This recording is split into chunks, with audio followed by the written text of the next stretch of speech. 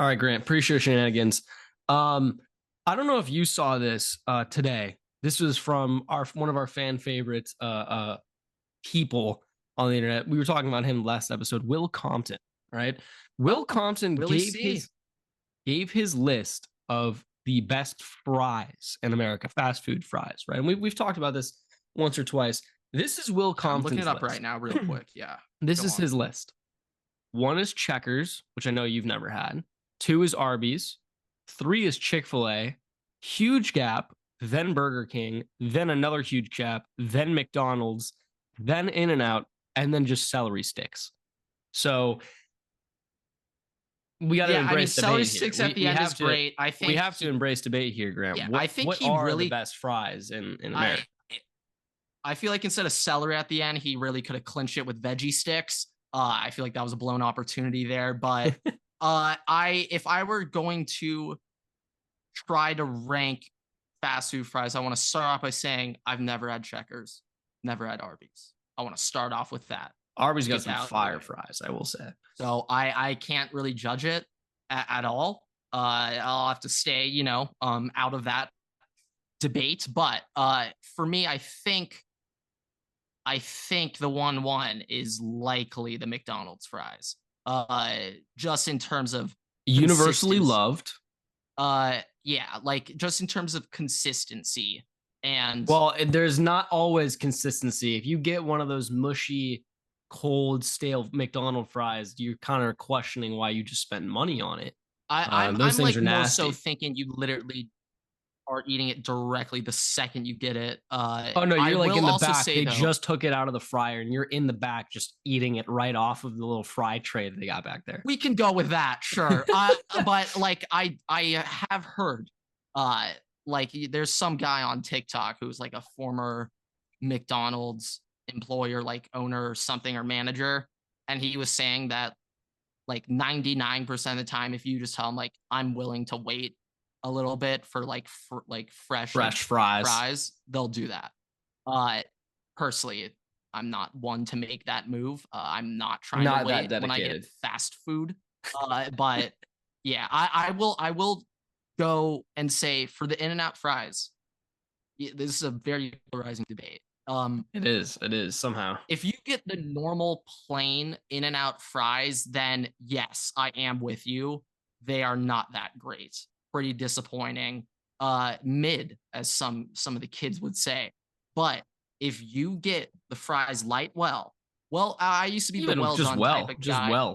But I feel as if well done In-N-Out fries are a little too crispy. I like them that way. That's just me. Almost like it kind of loses some of the potato taste. But I feel like the light well, you're getting fresh fries. They like have to make that fresh. They don't have that just ready on sitting there. Yeah, no. Like the normal fries.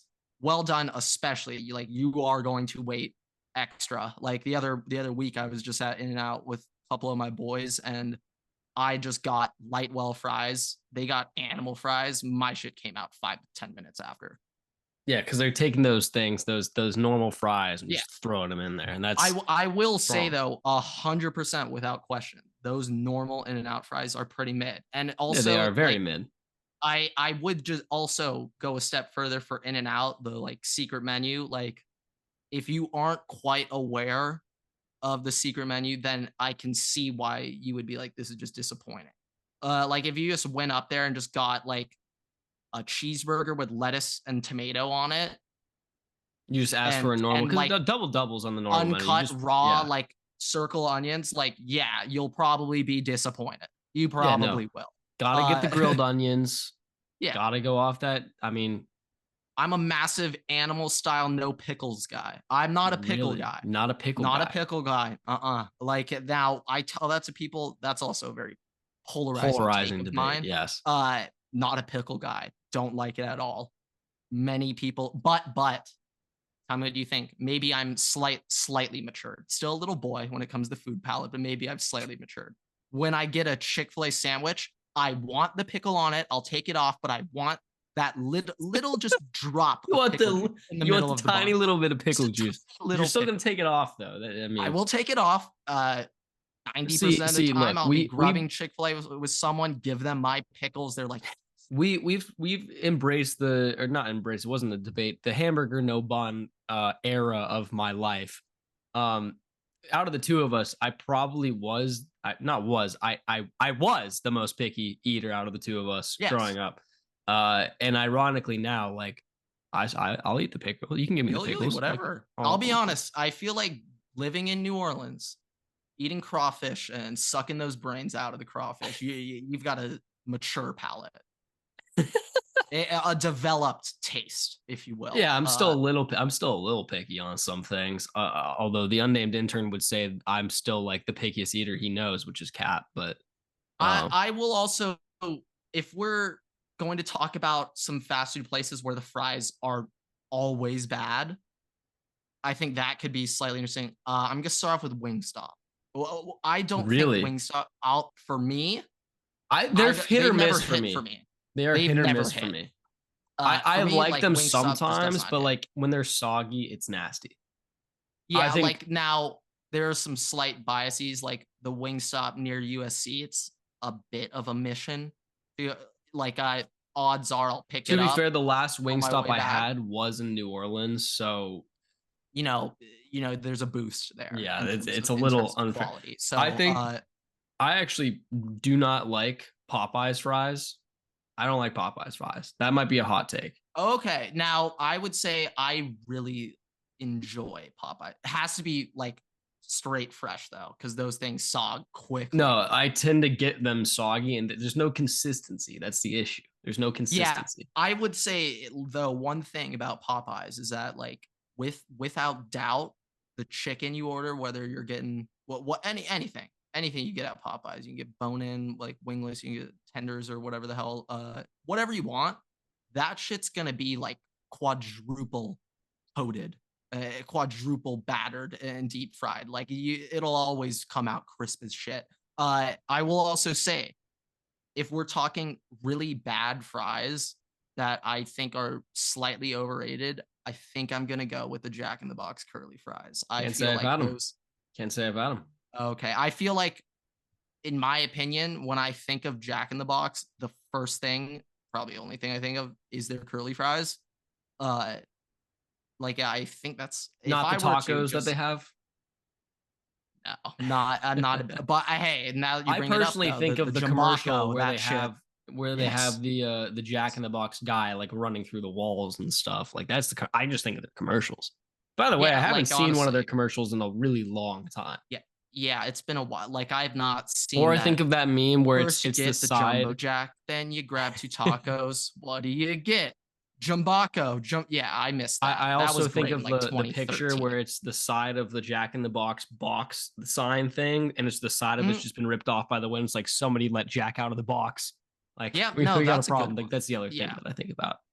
I am also just looking at this list. Chick-fil-A fries, I the like waffle Chick-fil-A fries. fries. I like them. Now, I like them, good, but my complaint with the Chick-fil-A waffle fries and Chick-fil-A, they kind of combat this problem with their sauces and how, pretty wide I don't know, area. We're just, talking uh ease of dipping this, and just sometimes with the waffle fries, it can be a See, little bit the difficult. only issue I run into with Chick-fil-A fries is when you get that end fry.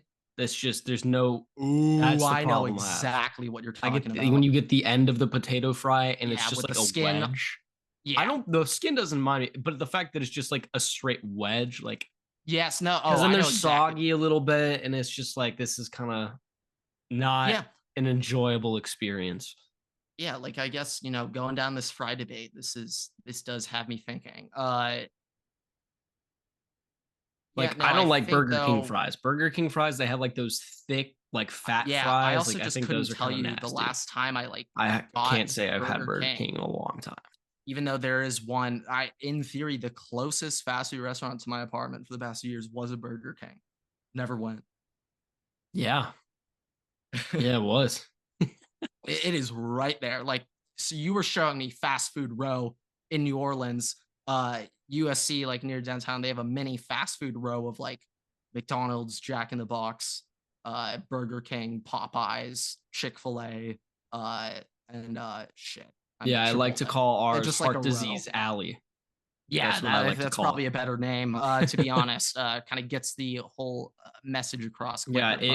But it's like for everybody, majority of people probably are not like haven't been to New Orleans, haven't been to Tulane, right? We have a street where there's like a Rally's, a Cane's, a Popeyes, a Wendy's, I think there's a Papa John's there. We have on the same street, I think there's also maybe oh no, it's down the road. Down the road, there's another Popeyes. Then there's a Taco Bell. Like it's just all right there. yeah, There's a Chick-fil-A down that same road too.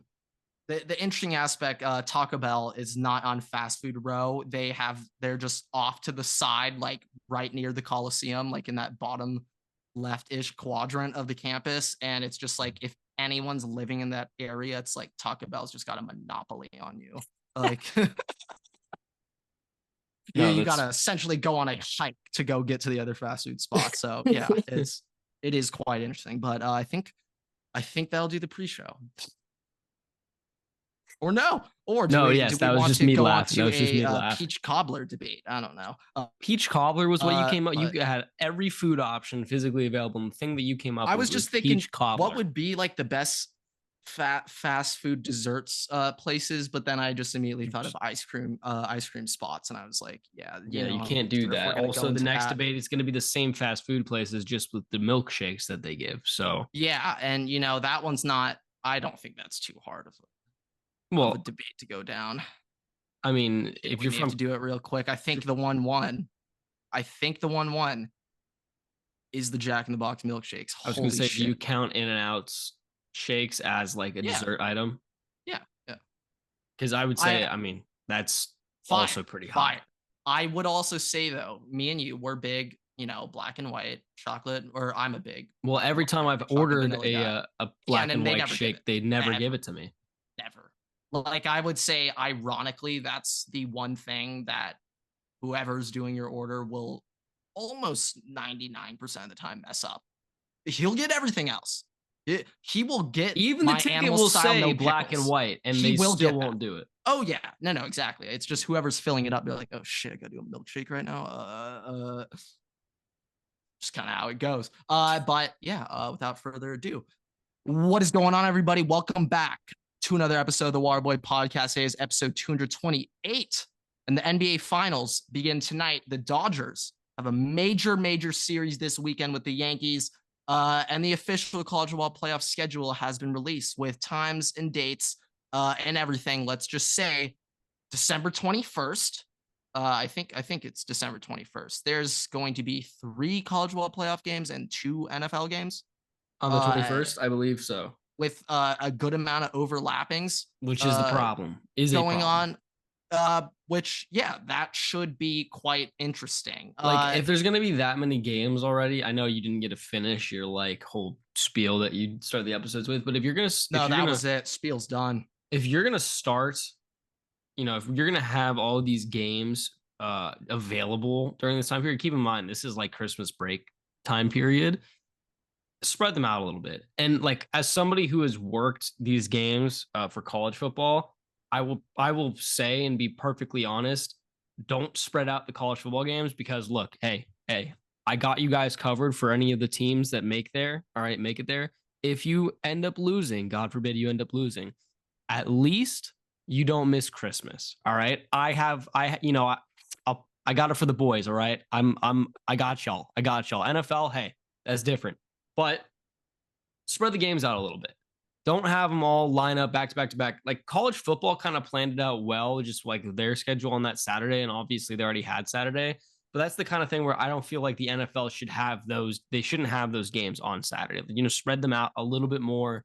Like Christmas is going to be on that Wednesday. And obviously the schedule is already messed up for those teams who have like 3 games in 10 days. But Yeah, I'm trying to like exactly get the list of those teams. I think I don't quote me on this one, but I think it's going to be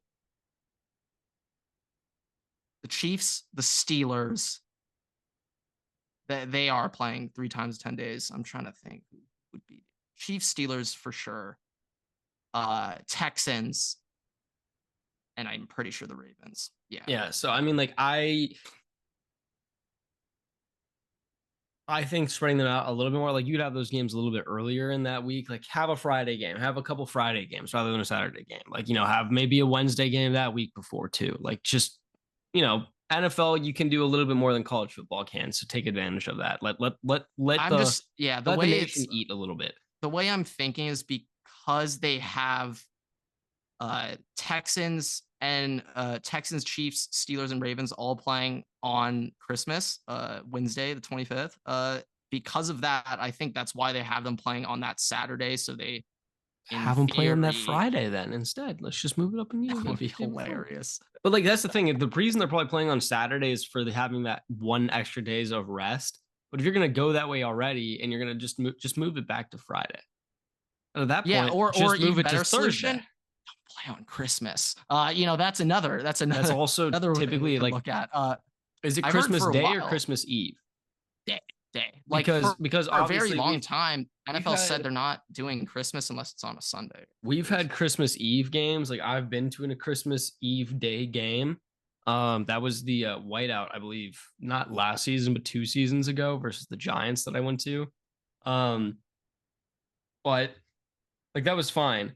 The other thing though is like you don't need to take Christmas games. Like the NBA already kind of has Christmas, and also if you're just a general like football fan, you're obviously going to watch your teams playing, but the bigger thing is it's Christmas, right? Like people are typically celebrating. It makes it harder for most people to like go and attend games for their teams. Like I think that I don't know how it's going to work out. I know it's the NFL. Yeah, I mean, so I'm honestly considering crossing off those players from the fantasy team because I'm there. That's playoff time, right? But like that's it also just sucks. It also just sucks for those players, teams, coaches, all personnel. Like sucks for them. It makes it harder for fans to travel to the games because they might not be in town to do that, or they might not be able to because it's Christmas. It makes it harder for fans to watch games because they're with their family and stuff. Like I don't understand it. Like I don't know what the NBA's Christmas numbers are, but obviously the NBA has played on Christmas for a while now. It's probably pretty good, but I don't know. But I feel like the NBA's average viewer might not be as keen on watching them on Christmas as otherwise. They might have it on in the background, but I bet you they're not really paying attention. Potentially. I just thank think God though it's not the MLB, because if it was the like, MLB, the games would be blacked out anyways, and it would just suck for Christmas. So that's the other problem. At least it's not the MLB. All right, just a quick comparison for last year on Christmas. I just need to get these exact viewings. So last year, the Raiders took on the Kansas City Chiefs on Christmas Day. Average audience of 29.2 million viewers, making it the most watched Christmas Day NFL regular season game. Here's how other games fared. Philly versus Giants, 29 million. Niners versus Ravens, 27 million. The only game higher was the Super Bowl rematch between the Chiefs and Eagles. So you're saying there's typically more viewers that watch on Christmas than the other game? Yes, and on Christmas Day viewership for the NBA, here were their average views. Knicks Bucks, 2.49 million. Nuggets Warriors, 4.1 million. Lakers Celtics, 5 million. My Heat versus Sixers, 1.3. Suns versus Mavs, 1.4. So it seems like the NBA is just worse. The NFL did 6 times as many views as the NBA. No, NFL's on Christmas to stay forever. Yep, that's locked in. Ink that in. Be on Christmas could be on a Tuesday, and yep, you guys are suiting up, and it's not that Monday that's getting delayed. Tuesday, that's you're gonna be playing on Sunday. You got one day of rest, and you're playing on Tuesday, folks. So yeah, that's where we're gonna go. Just what they'll probably end up doing going forward though is they'll stick somebody's bye week the week before, and then they'll have those teams play really early on Christmas. That's what they should have done for the Chiefs, Ravens, Steelers, Texans, but nope. I'm kind of surprised that that's not what they did. Like that's also a period. I guess it would be a late bye week, but like that's still a like teams have like week 13. I mean, the schedule's 14 just changing buys. so much. Why we can move the bye weeks back? Might as well. Like, I'll be honest, two though, bye from weeks. a fantasy football perspective, it's just round 2 of the playoffs, and CJ Stroud's just on bye. I would be. I mean, tell me about it. Tell me about it. Tell me about it. It'd be awful. So, like, I'm actually considering Ravens. You know, I'm not gonna say do not draft, but trade before the playoffs because they're not gonna be playing. Swap them, get them out. You can keep them up till week 12. But once 13 hits, you're gonna need guys who are on the field. So yeah. Okay. Well, we can. Do we want to continue with college football, or do we want to continue with the NFL? I got or a little, the NBA because all three of them are kind of wrapped in there. Yeah, I got a little college football thing though. He kind of hinted at it with some crystal balls last episode, but now it's official. 4-star, listed as an athlete. He's going to play running back. Bo Jackson has committed to Ohio State. Everett, I'm not sure if you saw this, but Bo Jackson's a nickname.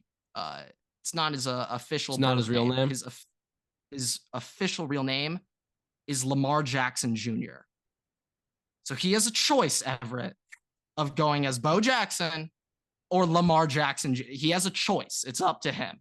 I think Two great Bo names Jackson's to choose harder. from, though. The Bo Jackson, I think it's just like if you can ever be Bo Jackson, you got to run with that. I mean, it just. Well, let me ask you, name. What position is he playing? Running back. Ironically, if this was 5 years ago, they'd be like, you could go with either name. No, I know. I was about to say, like Lamar. You got to go with Bo Jackson. Got to go with Bo Jackson. You got to go with Bo. I was just thinking if it would be very funny if Bo Jackson ended up going to the Ravens one day and was teammates with Lamar Jackson. What if Bo just says, screw it? What if he goes to the Lamar Raiders? Jackson Jr. I would not like that. But historically speaking, yes, that would be beautiful. But would he start playing baseball too, or does he have a baseball profile? Did you check that? Let me see. Let me do a quick look up. Let me see what other sports he plays. Yeah, double check. I'll be honest. That's where there gets concerned. Coming from Ohio, they don't let you do spring ball for football, so I'm going to assume he plays another sport. Baseball is a spring sport.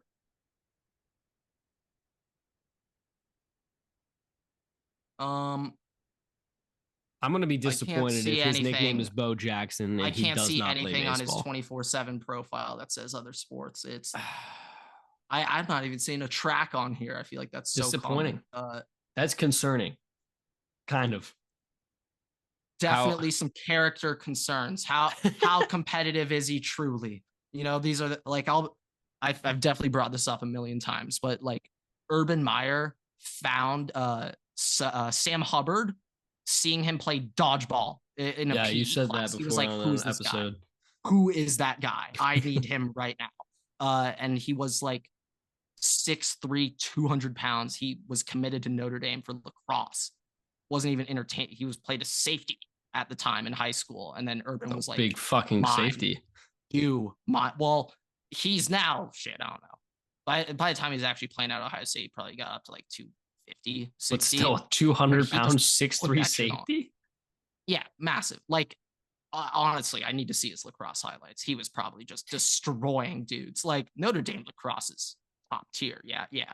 I mean, they took a football player, and he ended up starting playing lacrosse for them. Yeah, they switched from football to play lacrosse. So yeah, I would say they're pretty good. Yeah, I'll be honest. I've got no idea. I'm pretty sure UVA is the best. I think Notre Dame might have won the lacrosse natty this year. Actually, and if they did, I'd have no idea. I believe they did. Yeah. I believe they actually did. But look, the other thing to do with college football from us. The other thing to do with college football, though, is I kind of went over it before.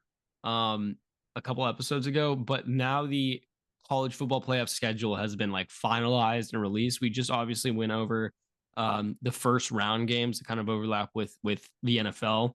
That starts Friday. There's one game on Friday night, and then there's 3 on Saturday. Why they didn't do 2 and 2 or something? Why they didn't? I really couldn't tell you. I know that just in general, like Friday's an awful day for TV. No, yeah, but this is like a break week. This is Friday, December 20th. So most people are on like holiday break at that point. Or entering it at least. But yeah, that's fair. But that's the first round. The quarterfinals this year. I don't know if this is like fixed or if they're going to rotate them every year. I'm assuming this might be fixed actually. But quarterfinals, December 31st. We have it may be fixed. I think it might Don't be. Quote me on that, but I think the 31st. We have the Fiesta Bowl. The first. We now have 3 games. Starting at 1 p.m. That's we have the nuts. Oh we have the God. Peach Bowl. That is nuts. At 5 p.m. we'll have the Rose Bowl, and at 8:45 we will have the All-State Sugar Bowl. Yeah, like I kind of feel like that the Rose Bowl should be the last game. 100%. Because you want the sun to be setting. Like the sun should be setting when you play there. Oh no. No. You want that shit to set like in the third quarter. That's what I'm saying. Because if they start this, it's at 8:45. No, you want it to be in January. The 2 p.m. start. You want I guess it is in January, so the sun will probably be. Yeah, you want if it started at 5:45 local in LA, the lights would be on when kickoff start. Like stadium lights are already on, but just I don't really know how they're gonna do their format. Like, by the way, all I'm saying, combo, yada yada. All I'm saying is now me having this Cotton Bowl ring. This is even more incredible because now it's even harder to get to the Cotton Bowl. Now you have to be one of like these final teams from the playoffs to get into the Cotton Bowl. That kind of makes me value our win even more. Yeah. From that angle, I will say though, it's it's not gonna be too fun next season when like I don't know who's has a chance to be in that 9 to 11 seed range. I feel like Oregon's got a good shot, or Ohio State, like whoever lose that matchup, good shot they get that. And if Ohio State's just, let's say they're the 11 seed, they got to play the 6 seed round 1, which would probably be the loser of the Big Ten Conference Championship game. Let's say that's typically Iowa. They won't ever get in it ever again. The only teams I'll ever be in the Big Ten Championship game for the rest of eternity, or at least foreseeable future, is Ohio State, Oregon, Michigan, Penn State sometimes, and USC sometimes. That's it. Maybe a Washington. I just don't know. Is it still two? Is there still East West, or is it just all one big? No, it's just free for all. Top 2 ranked teams end of the season, and SEC is going the same way too. So there's going to be a lot of years where that 5-6 seed is Ohio State or Alabama, Georgia. And there's going to be many years where Ohio State or Georgia. Hey, man, don't forget Texas. Don't forget Texas. Yeah, them too. Dude, they're terrifying. Texas is really good this year. To be honest, this year, it's like Alabama or Texas. Probably not Texas. Like, Alabama's probably going to be just a 9 seed. All right, have fun. That's your reward for coming in 7th. Go get them, guys. Go get them. You got them. No. The amount of trips that Ohio State and Alabama and Georgia now are there? I can't remember. Are there bye teams? It's the first 4 are byes, right? Yeah. Okay. So then 12 would play 5, right? And then 11 plays 6. Yeah. Oh boy. And for the most part, 5 and 6 next year will be. I mean, this is just gonna have like the 5 and 6 seeds just will be the teams that lost in the Big Ten SEC championship game. For the most part, the SEC will probably just beat the 5. Gonna love going to Texas or Bama next year. It's gonna be great. Yeah, no, that's I am still curious though if the first round of the playoffs are gonna count as your bowl game, or if it's gonna be yes, they like will. You're like, yeah, that's your like I guess because if you lose the opening round, you're not gonna go sign up for the whole no season's over. I'm You guys more got to so thinking recruit. about it like, look, because there is a home field advantage in that situation. It's not like a neutral site game. That's why I'm curious if there's going to be money provided to because for the bowl games and bowl games, right? You get money going to the bowl game, and then you get more money if you win the bowl game. It'll just That's be what I'm just called curious. college football. I don't know, quarterfinal or whatever the hell, but yeah, It's just not going to be in a neutral site. That's just what I was curious about. But I honestly, I kind of love that aspect. Like, I'm happy that NCAA or College Football Playoff Committee, they decided to do the home games. Like, that's so big for these schools. Like, shit, if past couple of years, like Penn State would be hosting a lot of opening round playoff games, like that shit is so good for like so good for them. You get to host a playoff game in December. Oh yeah, that AD is frothing at the mouth, selling tickets for that one. He is so hyped. Like so, yeah, it's very good for the schools who get in those positions. And it's like it adds some type of balance when you get in Ohio State and Alabama just in that 11-10 seed spot because that's going to happen a lot. And like Ohio State and Alabama like will be betting favorites in that matchup on the road. They will be. Like, you're trying to tell me like if Ohio State was or like had to go to, I don't know, it was like a 5, 6, 7 seed last year. Last year, just say FSU. Yeah, we know the result to that one. I mean, my God. I guess it was Penn State. Like Penn State was technically Liberty technically was like the 6th seed, but well, they would be the 12. Yeah, which they shouldn't have been anyways. SMU should have been it either way, but that's yeah. fine. Honestly, it's kind of crazy they didn't get that. Liberty went undefeated though. Yeah. Yeah, but with the most cakewalk schedule you can in the G5, like they didn't play anybody, and then it showed. Then it showed. Anyways, okay, Grant. Let's get into the NFL a little bit, and I have kind of an embrace debate for the NBA that we'll get to at some point as well. Obviously, the Justin Jefferson contract has now been finalized. Grant, yes. I want you to guess who the top 4 double-teamed wide receivers were last season. Like had the highest rates of double team last season.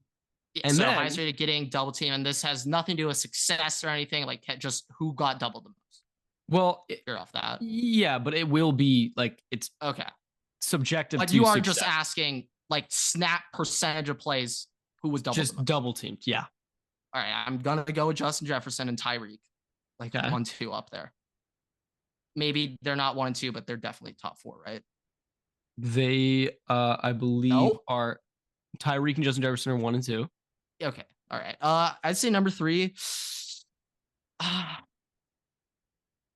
would say CeeDee Lamb, but he plays a lot of slot, so I don't think I'm gonna say CeeDee Lamb. Is it still Devontae Adams? I believe so. I only have the names. Actually, I had messed up. I was only the unnamed intern only provided me with a somewhat like worked out diagram, so I don't actually have the names of 3, 4, 5, or 6. I have the names of 2 plus 7 and 9. Those were the names. Well, maybe we could do some deductive reasoning. Who is 7 and 9? So 7 is CeeDee Lamb and 9 is Cooper Kupp. All right. So Amon-Ra is like 21st.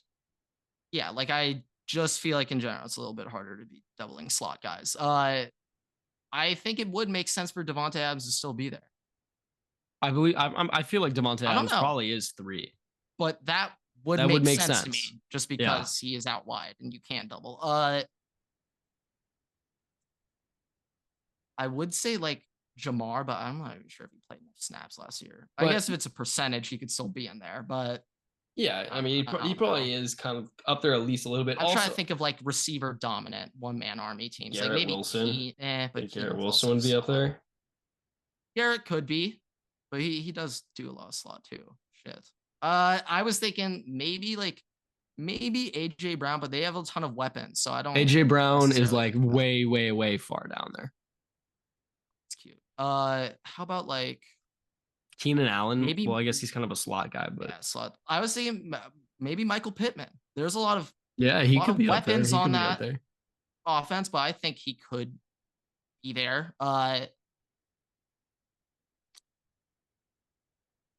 Potentially like a uh maybe like a Mike Evans. I don't know. Possibly. I don't But know. anyways, Grant, here's the biggest point of all this. Do more Right? shit. I don't know. Just Justin Jefferson, Tyreek Hill are 1 and 2, right?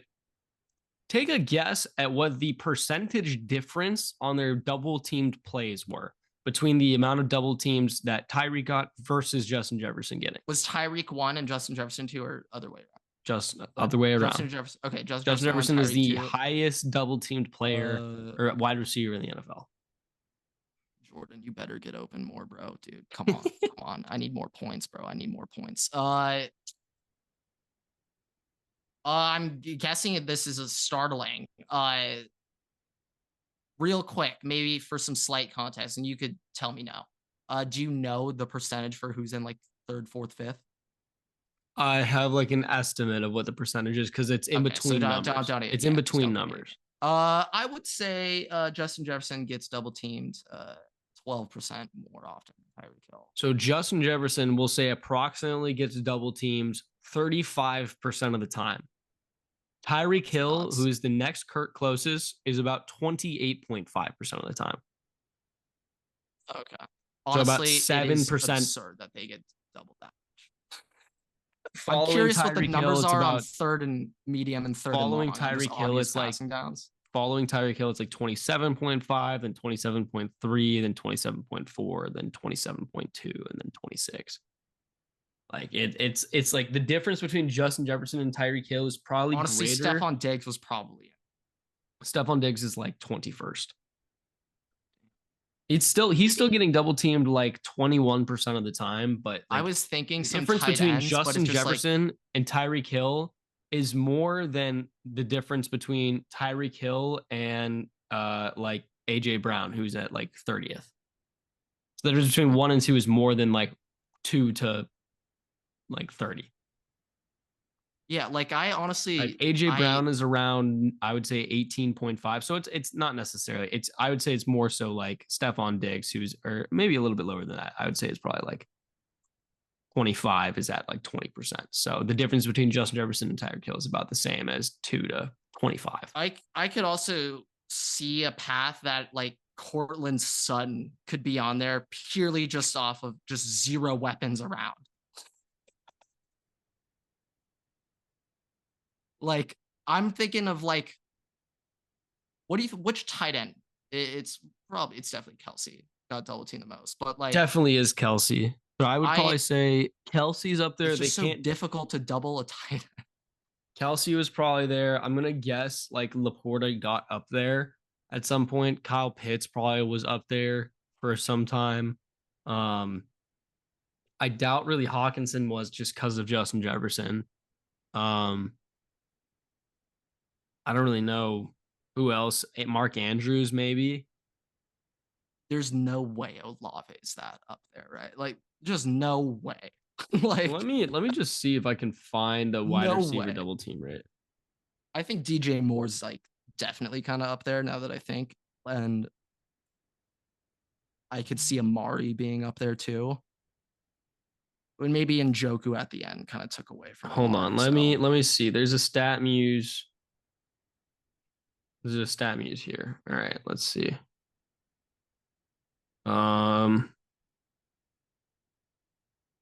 That's not indicative of what I'm looking for, buddy. Anyways, Yeah, no, I just think that that's crazy that Justin, like that is why you're entitled to that much money. That's Yeah, just like wild. stats like that is like what opens my eyes. Like for pass rushers, like seeing that Micah Parsons is the most double teamed edge rusher in the NFL, but he And still still has the doing what he's highest doing. pass rush win rate in the NFL. That to me is a sign of just dominance. Like he is double teamed more than anyone else. That's also, And by he the way, still things to keep wins in the mind most. when people are doing stat comparisons between players. Like when you're trying to compare, by the way, if you're saying some buffoonery, Yeah, it's like the some Aaron Donald, blasphemy, TJ Watt with Jersey Jerry. It's just like Aaron Donald is arguably getting triple teamed on plays. Like when it's like you're not a coming with some comparison. blasphemy, like Christian Watson has a higher ceiling than Justin Jefferson. Let's just look at the numbers here when you're talking about double team percentages and all these things that players are doing while still putting up the stats they're doing. Like the other day when I brought up the other episode, when I brought up the stats between CeeDee Lamb and Justin Jefferson is being double teamed almost 20% more than CeeDee Lamb is. And that is like a difference maker. Yeah, like I don't have numbers on it, but I mean, last year, shit, especially the second Emeka who got hurt, like they're probably doubling Marv.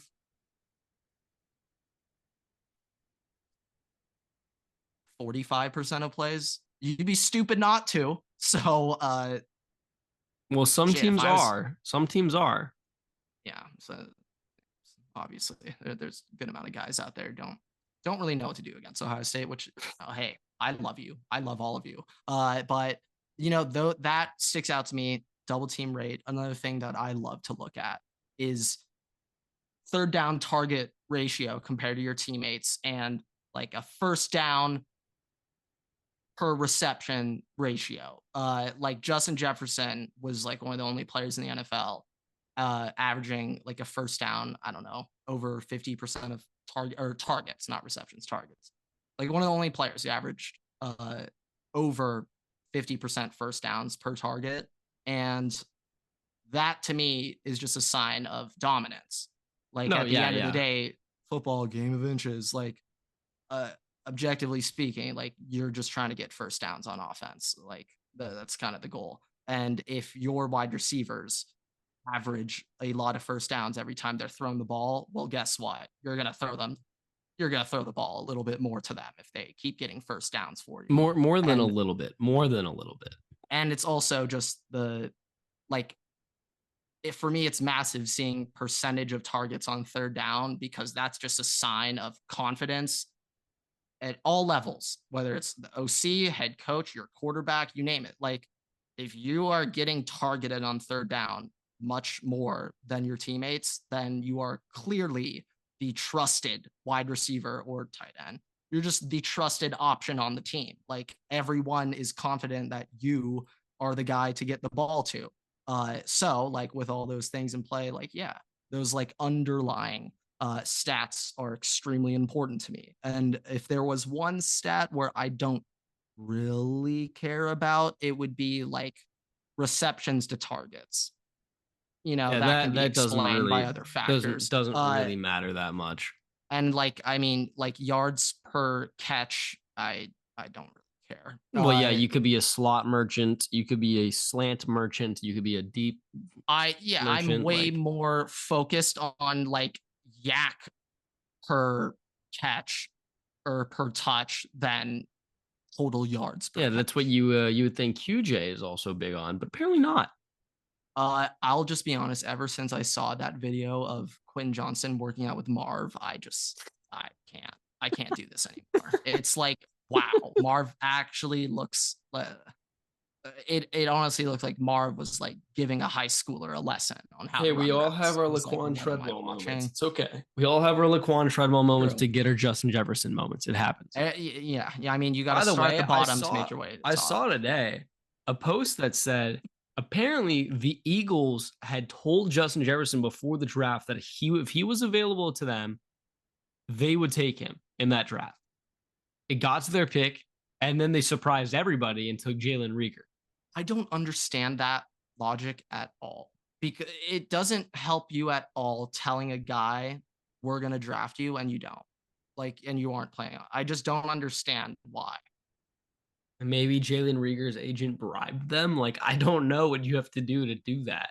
Regardless, like I don't know what do you, as Howie Roseman, what do you gain telling Look, Justin I will also Jefferson say that we want for as to take much you? praise as Howie Roseman has gotten lately with like, oh my God, look at what he's doing in the draft. Like he's getting all these like big name players that we've been hyping up that are super athletic, right? For all the praise he gets with like about those things, how many times have Yeah, you he had a heard those very guys? dark stretch. No, but still, even now, when people are praising him for all these things, how many of those guys have you actually heard be recognized lately? Like, I haven't heard much about Jordan Davis, albeit I know that he's still good because he's doing like making a difference on that interior. But I've heard nothing about Nolan Smith, nothing about Nakobe Dean. I think Nolan Nothing. Smith's probably a bust, but Nakobe Dean's just bad. But like, who was But the other guy Jordan and they got that year? Not Nolan Smith. Who was the other guy that they got?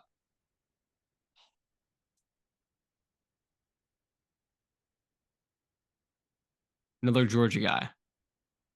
yeah, I'm blanking. Doesn't matter. Either way, that's even It's further not as my there right point. You have now. no It's not there idea. right now.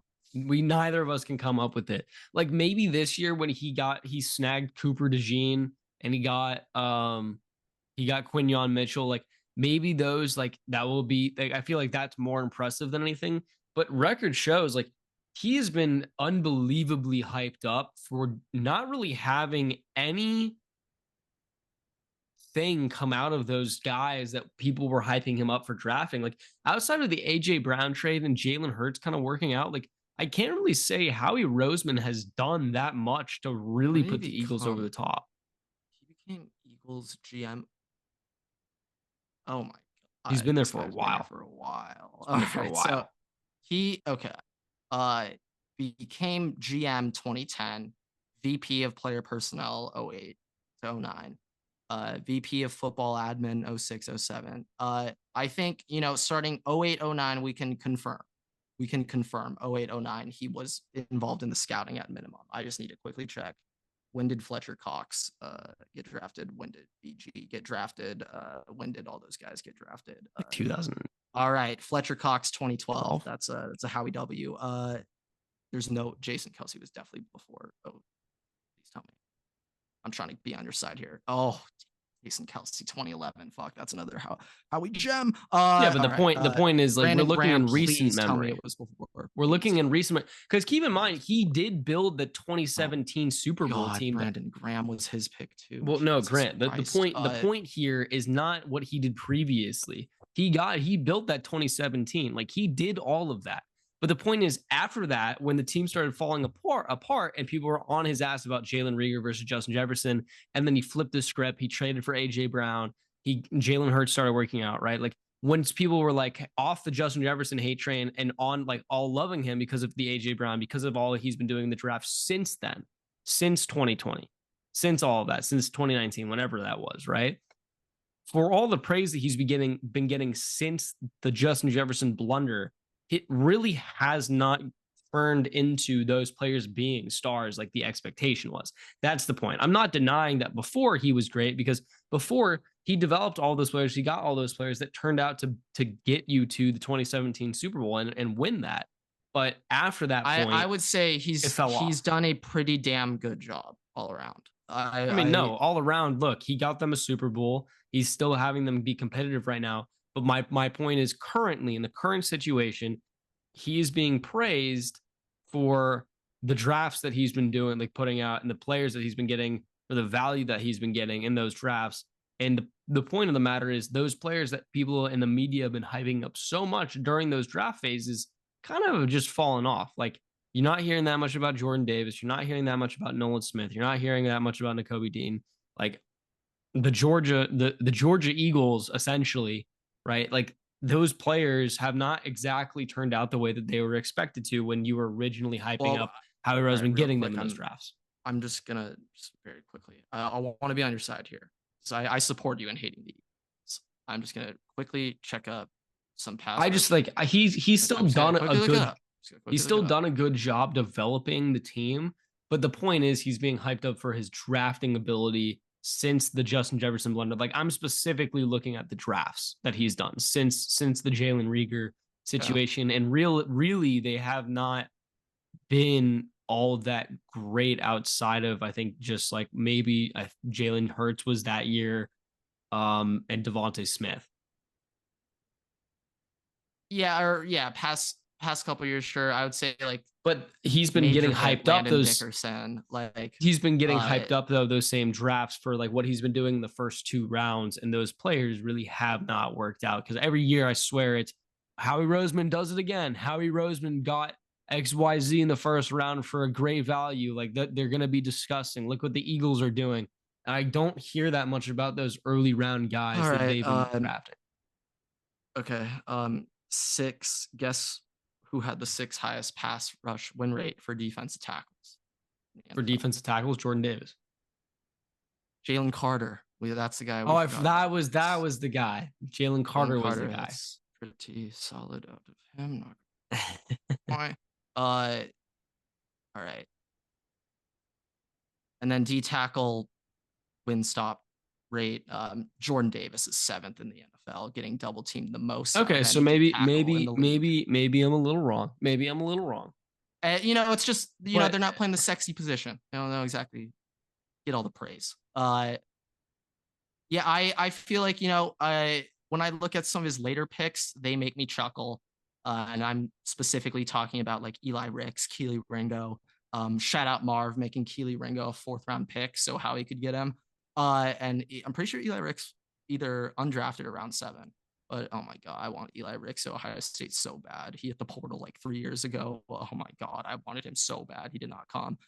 Kind of dodge a bullet though. They didn't come. But yeah, I thought he was certified. Like Eli Ricks and Ringo, both 6'2", 190, 6'2", 210. Like I thought they were certified. Nope. I feel like Keely Ringo would be a better safety in the NFL, but what do I know? Potentially, but yeah, like I would say overall, Howie kind of smashes, and best pick of all time, Patrick Johnson, linebacker out of Tulane. So we gotta give him some credits too. But I would say, yeah, Mailata's, he gets credit for that. Lane Mailata was a foreign player signed, that I think just got assigned to the team. I don't really think that he had much. He got signed. Well, no, but I'm saying like that was through like the foreign player portal. Like I'm pretty sure that has less to do with the GM and more to do with like the NFL. Oh, no, round 7. Oh, okay. Pick 233. Rugby player. Yeah, and I will say, Mailata himself has said when his like former rugby teammates try to be like, "Come on, rugby was way tougher than football." He's like, "You're crazy. Like you're nuts." Like he said the biggest difference was that in the NFL, this just makes sense. By having pads on, you feel more safe hitting people harder. And that's where the problem starts, because you are less afraid of laying out full speed because you're wearing pads. You're that is an unexpected thought process. Because when you think about rugby, you're like, this is crazy. Without the pads on rugby, it's like you're not going to lead with your head. No, but at the same time, when you're somebody like us who watches football, but then you see rugby, you're like, these rugby guys are crazy. Yeah. But in actuality, I would just say you probably get hit way harder in football. Yeah, like I just think by nature in rugby, you are just naturally more like aware of how you can hurt yourself. Or you're just batshit and you don't care, and you're just going after. You could also be concussed out of your mind. Like okay, Grant. Let's wrap up here with the NBA. I have one embrace debate kind of, and the other they're both related to LeBron James. All right.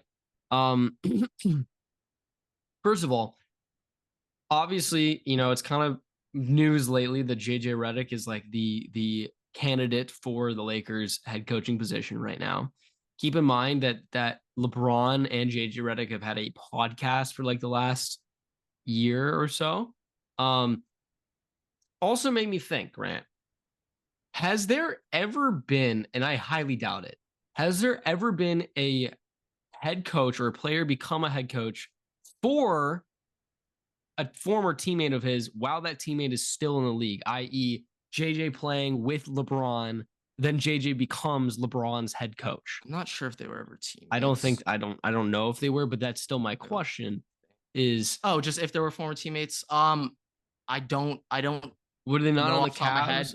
I'd say the best chance JJ there might have been is on the Luke Cavs. Walton when he was on the Lakers. That's the best maybe I could think of. But he was after Kobe retired, I believe. Oh yeah. But he just like he was on the Lakers from 03 to 2012. He became Lakers head coach 2016. I just need one guy on that 2012 Lakers team that was there in 2016. Still there, which is probably just not likely. One guy. I see not one likely. Guy. Yeah, those are some honestly, bad I've got no teams. idea. But he became in 2016, so maybe he was there with Kobe's last year. Maybe he was Kobe's coach last year. 2016, wasn't that the year that Kobe retired? I feel like it was maybe a year or two earlier than that. And I also don't think Kobe Bryant would let Luke Walton be his head coach. Wait, no. Luke Walton became head coach of the Lakers the year after Kobe retired. Damn. All right. Well, I still can't remember if JJ Redick played. There was definitely someone. I think there was. But the point is, on that team. Point is, either way, if JJ did play with LeBron, that's even kind of more crazy to think about. But the fact that they had a podcast together for the last year, like LeBron was quite literally grooming JJ Redick for like the last year to become his head coach. Like that's crazy. Their podcast has just been a extended published interview between LeBron and JJ Redick. Yeah, therefore it's not tampering, NBA. You can't get in any tampering rules here. Also, it's just objectively speaking, it's hilarious that podcast started like right when all of the LeBron and AD hate Darvin Ham stuff comes out. Like LeBron was just publicly saying like, all right, new future guys. We're getting new guy in here. I will be honest. I know Darvin Ham. Darvin Ham was LeBron's teammate actually. Was he? Actually, he was. Either that or played against him. I remember that. But that's different. Like there have been guys that LeBron has played against who's been his head coach, but there's never. I'm saying more specifically played with. Like Ty Lue. That was against. Ty Lue played against LeBron too. Yep. Yeah, mm-hmm. That's my point. But played with was more so the bigger thing. I think Luke Walton's the only one I could maybe think. Maybe. Let me see when Jason Kidd, how quickly he became a coach. There's an extremely high chance. Extremely. Yeah, no. Jason Kidd became head coach of the Brooklyn Nets literally the season after he retired. There's a very high chance Jason Kidd has coached his teammates. Jason Kidd was the head coach of the Knicks. I thought of the Nets. I thought that he just immediately went and became the assistant coach for the Lakers. He was Nets from 13-14. I'm pretty sure that was Paul promptly Pierce, fired. PG, that one. Then he was Bucks. I remember that for a while. 14-18. Then with us, Lakers 19-21, and then he's been Mavs since. But I remember for such a long time, like early in his coaching career, everyone was just shitting on him, just like he is not an NBA coach. I remember that. But I would say there's actually, I don't have confirmation, but I am willing to confirm that he has played with a former teammate. Even though I don't actually know, I'm willing to confirm it. But here's the other thing, talking about LeBron and all this stuff, Grant, who is the best player that LeBron has played with? Who has been the best kind of Robin to LeBron's Batman? He's played with Bosh. He's played with Dwayne Wade. He's played with.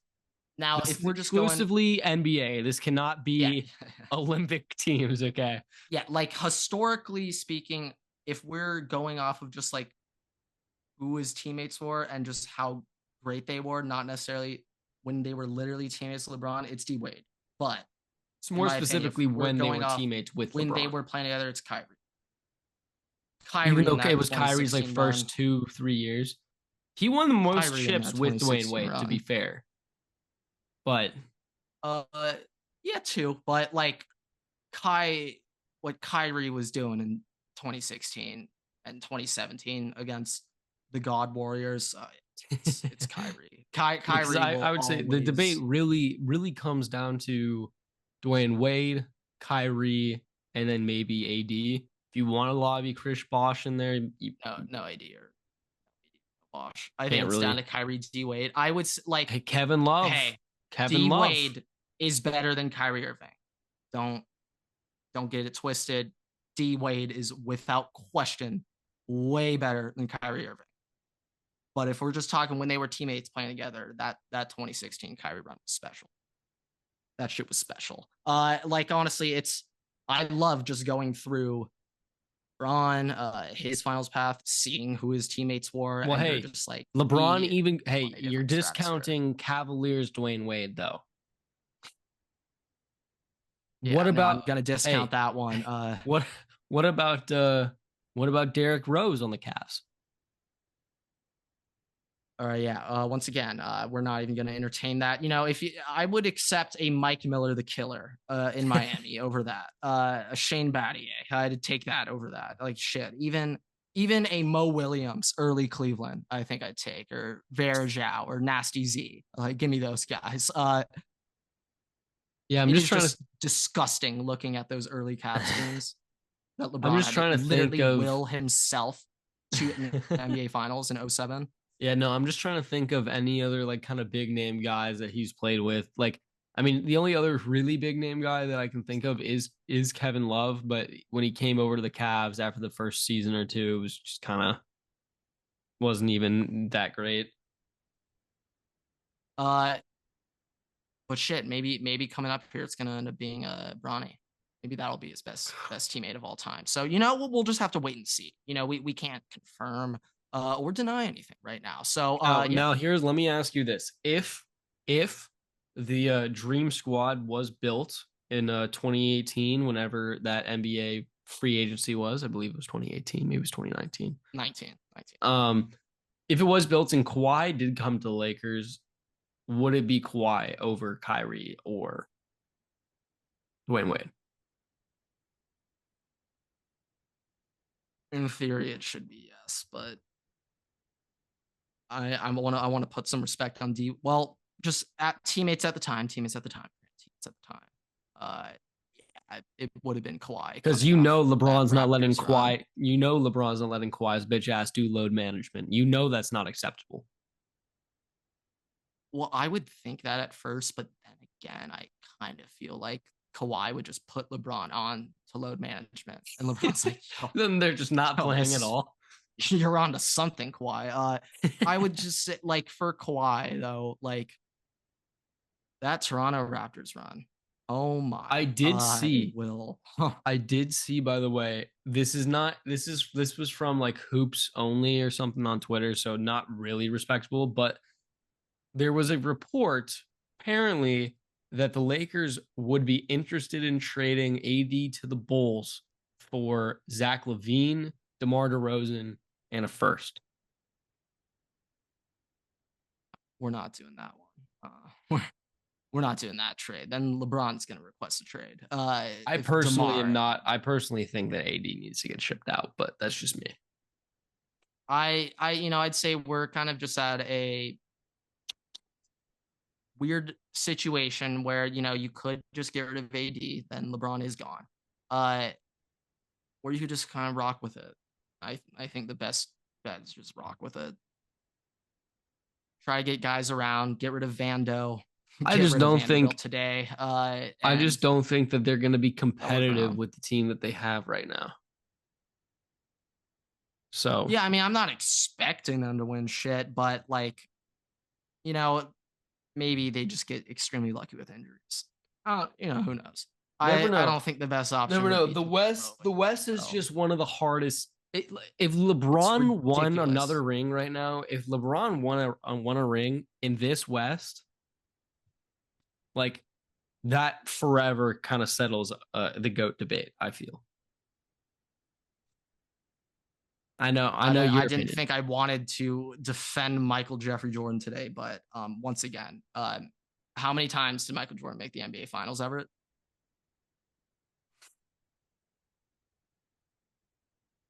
Let's just say the entire 90s. No, 6. How many championships did he win? 6. How many Finals MVPs did he win? 6. All right, case closed. No more debating. Who's the only player to two-peat back-to-back? Well, Kobe Bryant. Well, he did not two-peat twice, so unfortunately, no. It's close. Literally We were close. Just we were close. Jordan.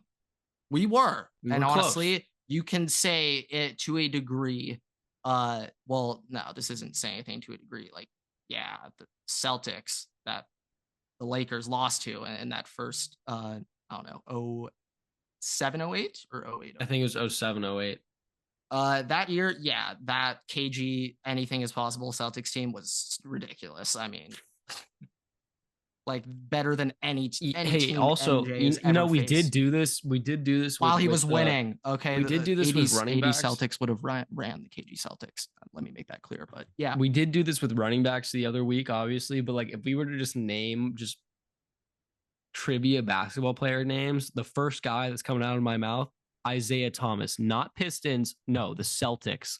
Isaiah Thomas is a trivia 100%. Named basketball player.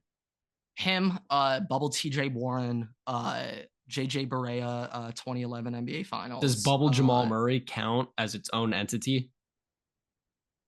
No, they don't win shit. But Bubble Jamal Murray himself was just he's not even the most famous bubble guy though. You remember TJ Warren in the bubble, right? He was dropping 50 a night. Who? TJ Warren, Everett. TJ Warren. Or it would. What about courtside girl Jordan? Kwame Brown is 100% up there. Adam Morrison. Derek Fisher. Would you count D Fish? Smush Parker. Like I'm talking memes. Straight memes here, Everett. Memes? Is that what you said? Yeah, straight meme players here. Like they are not serious. Like.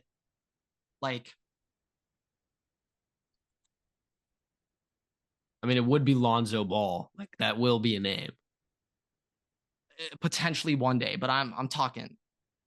If you have Lonzo Ball's career, even like you're way above you are overqualified. White Mamba in there. That Brian Scalabrine, yes. Now we're talking. Now we're talking names. Now we're talking. I'm talking a Scalabrine. I'm talking like a Steve Blake. I'm talking like a JaVale McGee. Yes. See, now we're getting now there. We're cooking. Yes. Now we're going. Like guys like that. Yeah, memes. Like for example, like Pat Bev when they won the play-in game when he was on the T-Wolves, like that alone, just him on the scores table. Ricky Rubio. No, but Johnny Flynn, yes. Hey, what about AK-47? Rubio's good. Too good. Yeah, I'm talking bad. Like you at most at your peak, you average 14 minutes per game. Yeah, Bull doesn't count then. That's unfortunate. No, but there's a chance he's close. Puts himself into that. He just works his way in there. There's a chance he puts himself there. I'm trying to give you another one, but I'm not entirely sure if you know a couple of these names. There's a chance I don't. There's a chance I don't. Omer Ashik, Ryan Kelly, Ryan Anderson. Yes. There we go. Yes, there we go. What about Markieff Morris? I would say either one of the Morris could twins. Count. Either one of the Morris is really good. But remember, we went over this. Yeah, we did. Marcus we did actually. He'd swap jerseys with Markieff at halftime, so he still looked good in the recruiting rankings. Great brother. maybe twin of the year. But yeah, I'm talking Andrew Wiggins. He was too good in that championship year in 2019. He was way too good. Elo. But hey, you can't never forget Andrew Wiggins and LeBron were teammates for like 30 minutes until LeBron traded him for Kevin Love. That is the greatest teammate LeBron has ever had. Andrew Wiggins. Just memes like that. I'm talking like Raja Bell, Aaron Aflalo, just like listers, like Carl Landry, just like, oh my God. Like if this guy has to play 20 minutes, no. Danny Green, yeah. Bubble Danny Green, specifically Bubble Danny Green. bubble even, but even just Danny Green in general. I think we could limit it to Lakers Danny Green. Raptors Danny Green could actually hit shots. Yeah, he could. He could. Spurs Danny Green was wet. Wet. But yeah, no, Laker Danny Green, 100p. You're on that list. I wish Kyle Lowry is a meme, but he is also like Dennis Schroeder's probably on that list just because he turned down an $84 million contract extension from the Lakers. I can just never. Then he ended up on the Wolves for a bit of time. I wasn't even aware of that. So he got traded. He's just journeyman now. And I honestly am not sure how I'd be able to wake up in the morning ever again. James Wiseman left $84 million. He could get there. He could be. He might already. Markelle Fultz. Yes. Yeah. Unfortunately. Like Anthony Bennett. Yes. Greg Odom. Sure. I mean, yeah. Odom. Unfortunately, that sucks. Yeah. It's all right though. It's all right. Okay. Well, with that, thank you guys so much for watching, listening. Raise 5 stars. You can find us on Spotify, TikTok, YouTube, Twitter, and on Instagram at WaterboyPod. Make sure to follow me and Grant on Twitter at EverStakes and at WaterboyGrant. We post new episodes every Tuesday and Thursday on YouTube and all podcast platforms. So make sure to subscribe, turn on notifications so you don't miss a single episode. We also post on TikTok and Instagram every week. So make sure to follow us there for exclusive content. And we'll see you guys in the next episode. Waterboys out.